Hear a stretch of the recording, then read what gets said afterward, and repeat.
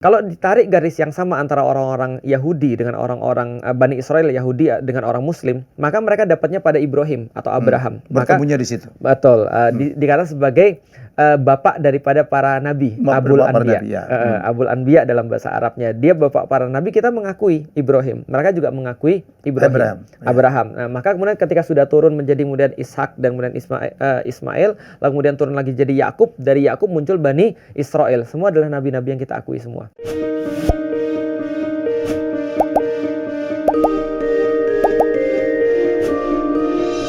Konflik terjadi lagi sekarang adalah antara Iran dan Israel. Banyak pendapat, banyak perspektif, banyak yang bagaimana gitu. Dan supaya kita mendapatkan gambaran yang sangat jelas, karena waktu podcast saya dengan Pitan Daslani dan sebagainya, banyak sekali komen-komen. Bagaimana sih apa kedudukan atau eksistensi Israel, Bani Israel, Yahudi di mata Islam. Jadi saya disclaimer dulu, di mata Islam ya, tidak kita akan memotret dari pandangan yang lain. Untuk itu saya merasa inilah narasumber yang sangat pantas atau sangat baik untuk menjelaskan. Ya, kembali saya mengundang Ustadz Felix Yao. Kan kita udah bilang Israel itu negara kecil, penduduknya berapa ya? Banyak. Di tengah lagi. Betul. Itu kalau negeri Arabnya, bangsa-bangsa Arab kompak itu. Menarik gampang sekali sebenarnya. Sangat menarik sekali. Dan ini ada kita dapat beberapa laporan dan beberapa inilah. Jadi ada seseorang peneliti yang pernah pergi ke British Foreign Office. Dan mereka melihat seperti apa awal-awal pendirian negara-negara Arab ini. Yang ada sekitar berapa? 20-an ya di sekitar Israel itu. Ini kan nggak masuk akal ya. Dan dari segi apapun nggak masuk akal nih. Kok bisa gitu? Itu survive di tengah-tengah itu. Nah ternyata ketika dilihat-lihat ada beberapa dugaan bahwasanya justru negeri-negeri itu dibuat bukan negeri-negeri untuk melawan, tapi negeri-negeri buffer. Negeri buffer ya. Jadi nah kalau kita lihat kenyataannya make sense. Justru yang pertama kali kemudian melindungi ketika ada problematik ya justru negeri-negeri ini ya. Kita lihatlah beberapa berita-berita yang terakhir muncul. Jordania, Arab Saudi gitu ya. Ini kan jadi make sense kan. Jadi ini adalah sebuah hal yang memang dimunculkan awal-awal adalah sebelum perang fisik, perang pemikiran. Maka awal-awal ketika terjadi konflik antara Israel dan kemudian orang-orang Arab masih namanya perang Arab. Sekarang namanya sudah ganti, bukan lagi perang Arab. Jadi dari perang Arab menjadi perang Israel Palestina. Dari Israel Palestina menjadi perang Israel Hamas. Padahal dulunya adalah perang antara taruhlah ya, misalnya antara cross and crescent waktu dulu perang salib. Nah, ketika perang salib mereka nggak bisa make it. Kenapa? Karena yang mereka hadapi adalah persatuan orang-orang Muslim. Karena kalau sudah namanya perang salib itu orang Muslim semuanya tersinggung. Tapi kalau namanya perang Arab, ya adalah kan lu bukan Arab.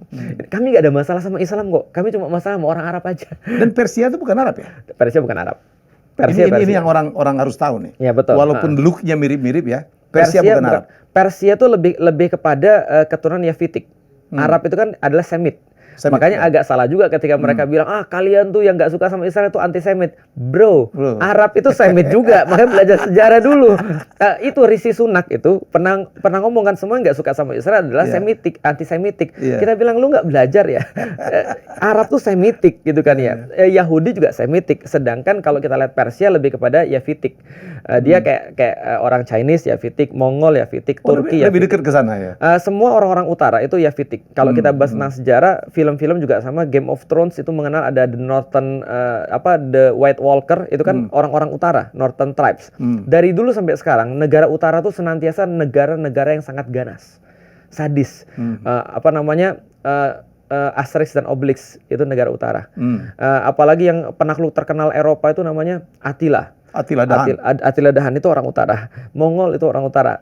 Viking kasar-kasar gitu ya. Ya, Viking orang utara. Itu keturunan sama Yafitik. Karena Nabi Nuh punya anak Sem, Ham, Yafit. Sem jadi Semitik, Yafit jadi Yafitik, Ham jadi Hamid. Kalau Hamid gampang, orang-orang kulit hitam tuh Hamid. Kalau kita gabung orang Indonesia Yafitik sama Hamid. Makanya begini. Ya, makanya begini, sipit dan hitam. Oke, jadi luar biasa ya. Kita dapat banyak gambaran dari Ustadz Felix di KGMU ini. Dari mana sih Ustadz satu ini pengetahuannya begitu luas ya? Yang jelas bukan wahyu. Ngaku jadi nabi pula ya. Iya, bahaya tuh. Bahaya. Nggak akan terjadi. Oke, kita sekarang saya minta Ustadz Felix menerangkan bagaimana sih pandangan Islam atau apa ya yang secara Islam itu pandangannya tentang negeri Israel, Yahudi itu gimana sih dari Al-Qur'an atau dari Islam? Di dalam surat Al-Baqarah bukan hanya dalam surat Al-Baqarah, tapi di dalam keseluruhan Al-Qur'an. Menariknya adalah ada banyak sekali seruan-seruan kepada orang-orang Bani Israel. Ya Bani Israil, ya Bani Israil, banyak sekali. Artinya merupakan sebuah hal yang wajar ketika orang-orang Muslim bersentuhan dengan orang-orang Bani Israil pada saat itu. Kenapa? Karena secara logika kalau kita mau promosiin misalnya iPhone atau kita mau promosiin Samsung, ya kita pasti promosiin pada bayarnya dulu. Yang pertama sudah pakai iPhone dan sudah pakai Samsung. Ini ada update terbaru nih kan gitu kan. Nah, maka sama Islam ketika diturunkan dipromosiin pertama pada siapa? Pasti pada agama-agama Samawi, yaitu adalah Bani Israil dan juga kepada Nasrani, kepada Yahudi dan kepada Nasrani. Nah, maka kedudukan Bani Israil dan juga Nasrani kita kasih tahu dulu di dalam Islam bahwasanya mereka kedudukannya adalah mulia. Maka kita harus menepis dulu konsepsi yang salah tentang Islam terhadap agama-agama yang lain, atau terhadap Yahudi dan terhadap Nasrani, seolah-olah kita membangun sebuah kebencian ataupun apapun. Tidak. Karena kalau kita katakan Islam membenci Yahudi, berarti Rasulullah tidak akan mungkin menikahi seorang istri dari orang Yahudi. Ternyata ada, yaitu namanya adalah Bunda Sofia. Nah, maka pandangan kita terhadap Bani Israil, kita menganggap mereka bahwa mereka adalah saudara. Bahwa mereka adalah saudara tua, mereka mendapatkan wahyu sebelum kita, lalu kemudian ketika Islam itu datang, kita menganggap mereka adalah sebagai satu paduan yang sama. Maka Al-Quran mengatakan bahwasanya nabi-nabi sama dari Adam, lalu kemudian Nuh, lalu kemudian Musa, Isa, dan seterusnya itu adalah nabi-nabi yang sama semua. Bahkan menjadi sesuatu yang bersifat salah besar ketika kita membedakan antara satu nabi dengan nabi yang lain. Ada kata-kata sangat jelas sekali dalam Al-Quran, la nufarriqu baina ahadim mir rusulih. Kita tidak pernah membedakan nabi satu dengan yang nabi yang lain di dalam sejarah para nabi itu. Kalaupun Nabi Muhammad diangkat sebagai Sayyidul Anbiya, sebagai pemimpin daripada para nabi, itu adalah urusannya Allah, bukan urusan kita. Tapi kita tidak melihat nabi-nabi yang lain berbeda. Jadi maksudnya Ustaz, saya betul nabi-nabi tadi itu adalah nabi yang semuanya bertauhid kepada Allah. Bertauhid pada Allah. Maka kalau walaupun belum istilah Islam ya. Belum istilah Islam. Tapi sebenarnya di dalam Al-Qur'an mereka dikatakan sebagai muslim. Mereka dikatakan sebagai orang yang berserah diri. Nah, di sini ada perbedaan pendapat walaupun kita tidak akan go into detail ya. Tapi yang menjadi sebuah kesepakatan adalah bahwa mereka semua adalah orang-orang yang bertauhid kepada Allah. Kalau ditarik garis yang sama antara orang-orang Yahudi dengan orang-orang Bani Israil Yahudi dengan orang Muslim, maka mereka dapatnya pada Ibrahim atau Abraham. Bertemunya di situ. Betul. Dikatakan sebagai bapak daripada para nabi, Abul Anbiya. Abul Anbiya dalam bahasa Arabnya. Dia bapak para nabi, kita mengakui Ibrahim. Mereka juga mengakui Abraham. Nah, maka kemudian ketika sudah turun menjadi kemudian Ishak dan kemudian Ismail, lalu kemudian turun lagi jadi Yakub, dari Yakub muncul Bani Israil. Semua adalah nabi-nabi yang kita akui semua. Nah, jadi itu pandangan kita terhadap mereka. Nah, lalu di mana kemudian letak negatifnya? Letak negatifnya yang kita lihat adalah pertama-tama Allah sampaikan, ini adalah bangsa yang Allah kemudian pilih. Bangsa yang kemudian Allah kasih kemudian tauhid. Bani Israel. Dan mereka adalah mendapatkan covenant daripada Allah, mendapat sebuah perjanjian dengan Allah, yaitu adalah mereka tidak menserikatkan Allah, mereka tetap kemudian beribadah pada Allah. Dan ini yang terjadi mereka ingkari ketika mereka dibawa oleh Musa. Di situ di dalam surat Al-Baqarah diceritain mereka kemudian membuat patung sapi, lalu kemudian mereka saling membunuh di antara mereka membunuh para nabi juga, mereka berkata dusta, serakah dan seterusnya, mengingkari perjanjian dengan Allah. Nah, sehingga kemudian Allah mencabut perjanjian itu. Nah, itu pandangan kita terhadap mereka. Jadi kalau artinya terhadap Yahudi kita sebenarnya sangat baik sekali. Dan dalam fakta sejarah kita tahu bahwasanya ada videonya orang-orang Yahudi pertama kali mendarat di kota pelabuhan Haifa, itu bawa kemudian spanduk. Kami ditolakin di mana-mana, Eropa membunuh kami tidak punya tempat untuk kembali. Dan itu fakta kan? Fakta, kita menerima. Dan bahkan ketika Umar bin Khattab membebaskan Baitul Maqdis, maka kunci itu diserahkan sama pendeta Sophronius kepada Umar bin Khattab. Dan yang kita dapat bahwasanya dari riwayat sejarahnya, pendeta Sophronius meminta kepada Umar. Ini pendeta Yahudi? Pendeta Nasrani. Karena dia seorang patrik. Dia patrik ortodoks berarti. Nah, dia menyerahkan sebuah kunci lalu berkata, tolong teruskan perjanjian kami semenjak zamannya Hadrian.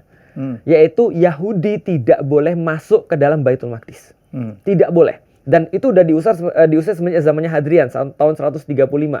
Nah, maka semenjak saat itu tidak ada satu batang hidung pun Yahudi yang ada di Baitul Maqdis. Nah, ini tolong diteruskan. Tapi apa kata Umar? Kami nggak bisa. Karena di dalam agama Islam kami tidak bisa untuk memandang Yahudi seperti itu. Ini adalah Ini Umar justru yang ini yang adalah protes, tanah ya. untuk semua orang. Maka semenjak saat itu Baitul Maqdis terkenal atau Syam terkenal dengan sebuah wilayah untuk kedamaian tiga agama. Tiga agama. Dan menjadi sebuah percontohan untuk hampir 1000 tahun ke depan. Untuk percontohan tentang seperti apa kedamaian itu oleh Umar bin Khattab. Nanti kita memandang mereka ya sangat baik sekali sih sebenarnya. Maka sampai sekarang masih ada Jewish quarters. Bahkan sebelum adanya negara Israel. Ada kemudian quarters buat orang-orang Nasrani. Itu semua dijaga baik oleh Umar. Jadi gitu. Jadi pandangan kita terhadap mereka. Jadi sekarang kalau belajar dari itu kan kita tidak perlu berkonflik dengan agama lain ya Ustaz ya? Sangat. Bahkan sebenarnya kita itu menyeru kepada mereka untuk benar-benar menjadi satu. Makanya di dalam Al-Qur'an kan kita menyuruh mereka untuk ila kalimatis sawa, kepada satu kalimat yang sama, yaitu adalah bahwa kita sama-sama bertuhan yang satu. Nah, walaupun Rasul memperingatkan bahwasanya memang ada yang namanya karakter kolektif. Karakter kolektif ini adalah karakter turun-temurun misalnya. Misalnya orang-orang Sumatera atau orang-orang Melayu itu biasanya mereka merantau. Nah, tapi tradisi merantau mungkin tidak sekuat itu di kalangan orang-orang Sunda atau orang-orang yang lain misalnya. Tapi kalau Jawa itu juga sama, tradisi merantaunya sangat kuat. Nah, ini ada karakter kolektif pada Yahudi yang Rasul minta kita untuk hati-hati. Karena mereka bakal bisa jadi sebagai musuh terbesar kalian. Bukan kata Rasul, kata Allah di dalam Al-Qur'an, bahwasanya musuh terbesar kalian nanti adalah diperingatkan ya? Diperingatkan. Dan teman terbaik kalian adalah orang Nasrani.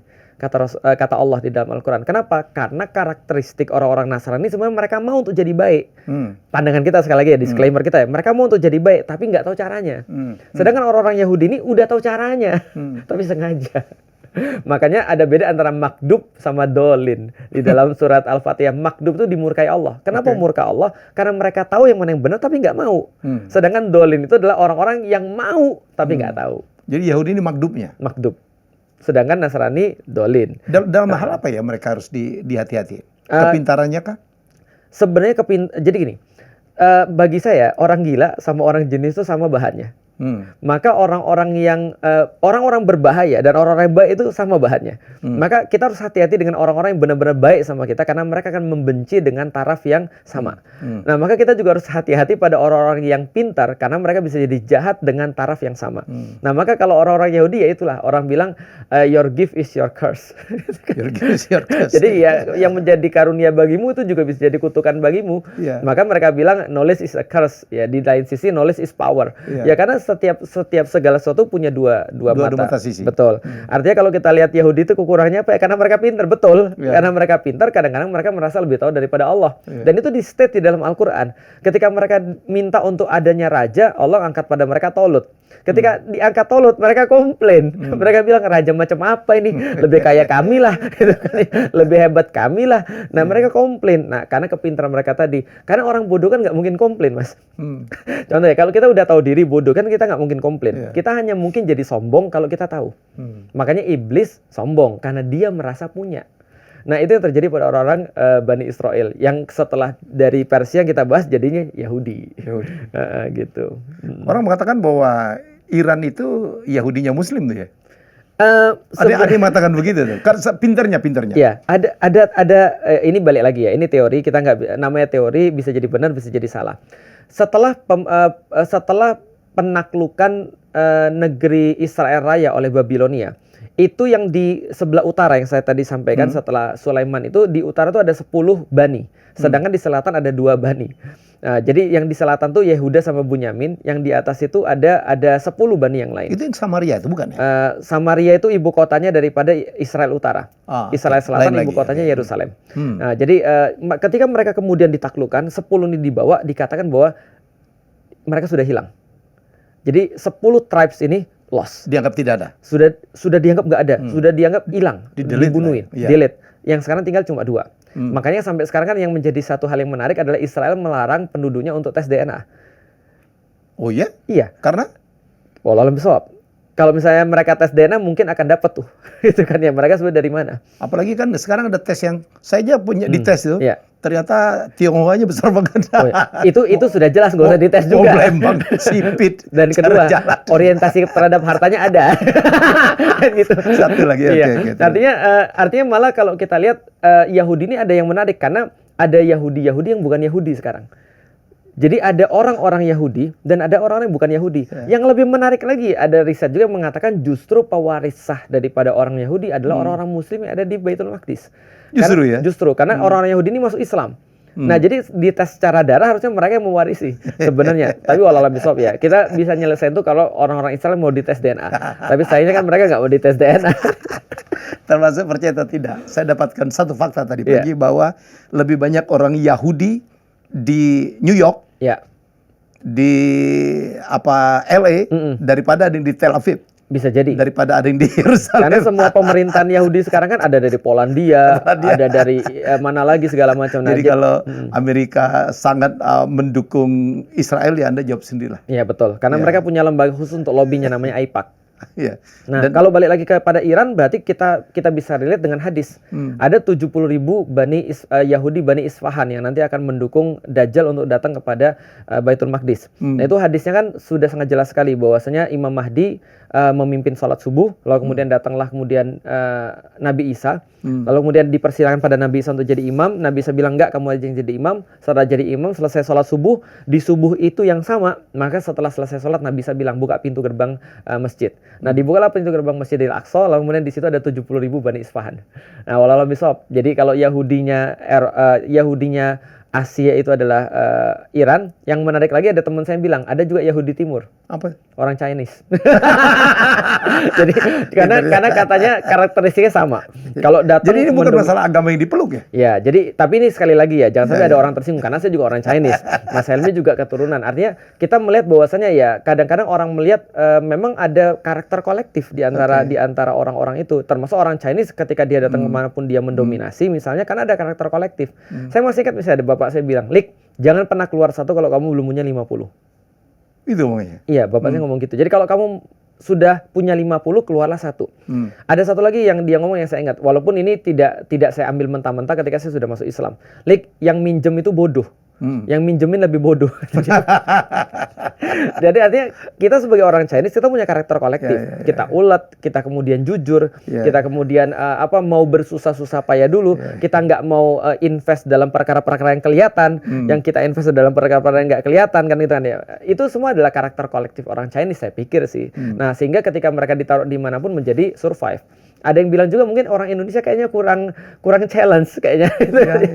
Nah, kalau kita lihat orang India kenapa mereka bisa survive juga ya karena mereka ya di balik semua yang kita lihat jorok dan segala macam mereka bisa survival karena mereka susah. Harus survive. Indonesia tuh terlalu gemah ripalu jinawi ya. Orang bilang kemana yang lagi rame videonya adalah convenience culture. Convenience culture. Apalagi di kampung kita Palembang ya. Lebaran sebulan. Panen cukup sekali setahun. Udah hidup dia. Betul. Udah hidup dia. Ikan tinggal ngambil ya kan. Nah, makanya kalau saya secara pribadi tinggal kita tempatkan aja. Convenience culture bukan satu culture yang salah. Karena itu adalah justru itu yang sekarang menjadi problem besar pada negeri-negeri orang-orang barat. Karena mereka hustle culture. Dan hustle culture ini menimbulkan banyak masalah-masalah yang lain. Tinggal di-combine aja. Kapan kita convenience, kapan kita harus hustle. Luar biasa. Gitu. Ya, semoga apa yang dijelaskan oleh Ustadz Felix Xiao memberikan perspektif. Sekali lagi inilah pandangan menurut Islam, bukan dari pandangan-pandangan kitab yang lain atau apapun ya. Jadi ini semoga menjadi pengetahuan bagi kita bersama dalam memahami tentang eksistensi Bani Israel atau orang Israel atau bangsa Yahudi di dunia. Ya, sekali lagi dan kita jumpa lagi dengan tamu hebat saya selanjutnya. Bye-bye. Terima kasih sudah menonton Helmi Bicara. Jangan lupa untuk like, komen, share, dan subscribe.